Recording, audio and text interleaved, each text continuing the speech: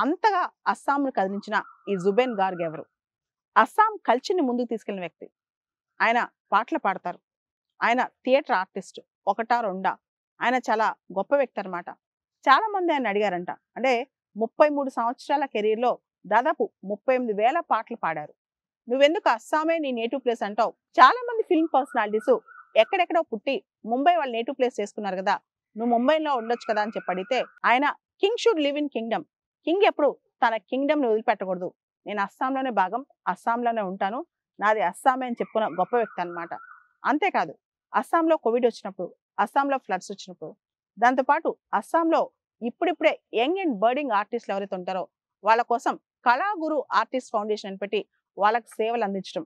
ఒక సింగర్‌గా, ఒక మ్యూజిషియన్‌గా, ఒక రైటర్‌గా, ఒక థియేటర్ ఆర్టిస్ట్‌గా మాత్రమే కాదు, ఇంకా ఒక మానవతావాదిగా కూడా జుబేన్ గార్గ్ చాలా కృషి చేశారంటే అస్సాం కోసం. సాధారణంగా నార్త్ ఈస్ట్ కల్చర్ అంటే మెయిన్ స్ట్రీమ్ ఇండియాకి పెద్ద లెక్కుండదు. నార్త్ ఈస్ట్ ఆర్టిస్టులు ఎక్కువ మంది ఇక్కడ ప్రమోట్ చేయరనమాట. కానీ జుబేన్ గార్గ్ అలా కాదు. నార్త్ ఈస్ట్‌ని ముందుకు తీసుకెళ్ళిన వ్యక్తి. నార్త్ ఈస్ట్‌కి ఒక ఫ్రంట్ రన్నర్‌గా ఉండి ముఖ్యంగా అస్సాం కల్చర్‌కి ఒక ఫేస్‌గా ఉన్న వ్యక్తి అన్నమాట. ఇలాంటి వ్యక్తి చనిపోతే అస్సాం ఆగిపోయింది. ఆయన సింగపూర్ దగ్గర సముద్రంలో ఈత కొడుతూ మునిగిపోయి చనిపోయారంట. ఇది డాక్టర్లు ఇచ్చిన రిపోర్ట్. అయితే కొంతమంది కథనం ప్రకారం సముద్రంలో ఈత కొట్టేటప్పుడు ఆయనకి కార్డియాక్ అరెస్ట్ అయ్యుండొచ్చు అని చెప్పి. సో జుబేన్ గార్గ్ యొక్క చావుకి కారణం ఏదైనప్పటికీ ఆయన కొన్ని లక్షల మంది హృదయాలు కదిలించారు. నార్త్ ఈస్ట్ కల్చర్‌ని పైకి తీసుకొచ్చారు.